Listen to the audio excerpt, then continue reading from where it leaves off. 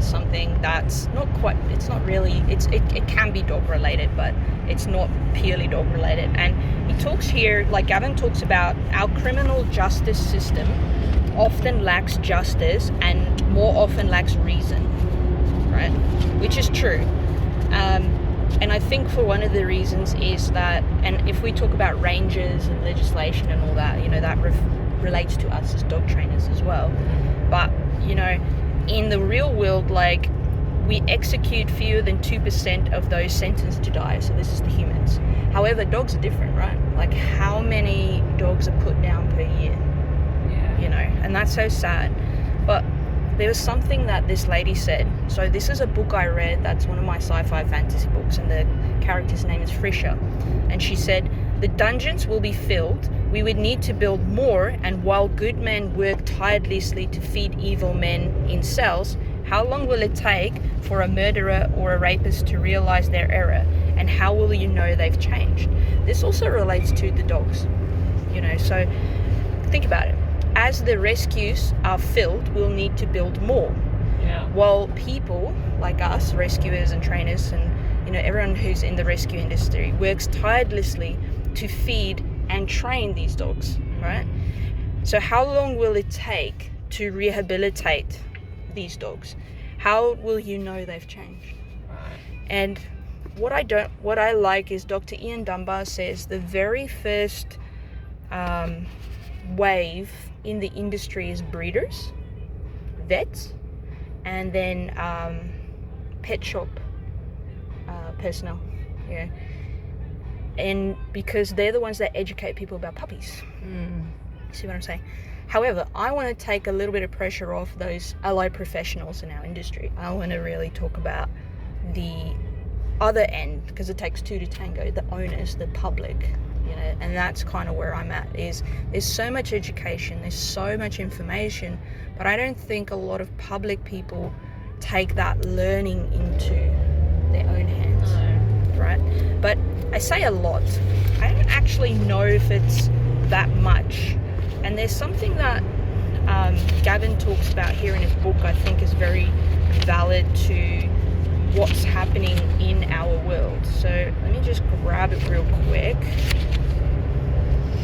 Because I want you to just think about that, right? And this is what I like about reading books like this, is where I can relate it to our industry, right? It's cool how you can always connect it back to our industry. It's kind of, to be honest, like, it's kind of one of the things as my autism brain sees these patterns. So I look at things like this and I can connect it within our industry, and it's kind of difficult sometimes for me to do and make sense. So he says here, experts rarely tell us what we already know, and this is where I think with the public it's so important. You need to understand that you already know a lot of these things, but some of us, we want permission to do the right things. Like, we're very affected by what media puts out and that sort of stuff. And that's, like, at the moment there's a big positive only movement, which is fine. I understand that, because we need to balance out all the, abuse and traumas and all that sort of stuff. And, it's like it's a constant balance, right? So that's one of the things. Excuse me.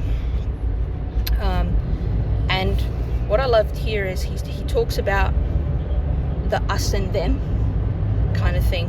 And he says, but you and I have much more in common than we have in contrast.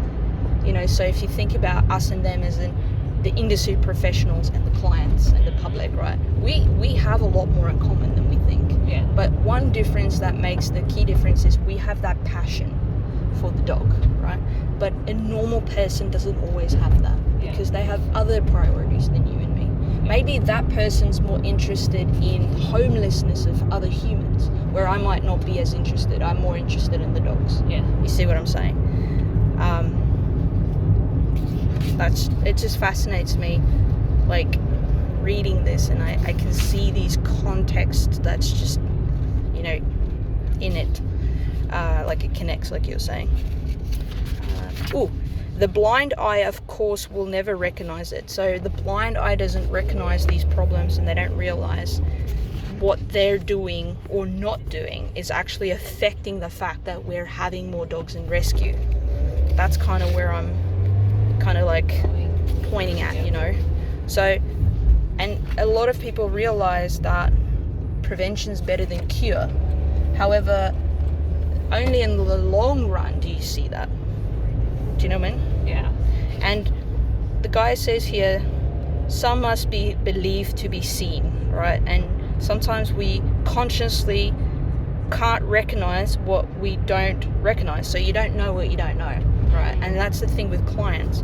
And one of the things that he talks about here is it's great to have professionals out there, but the professional isn't going to be there to help you in the moment that you need it. And I thought that is very true for dog training. You know, like for us, how many times have you heard, you're like, yeah, people say this and I never thought it would happen to me, and now my dog is, you know, whatever. Do you know what I mean? Yeah. So that's just very sad. So I'll talk a little bit about the survival signals in a different video, because this is still like the gift of fear that we're kind of talking about.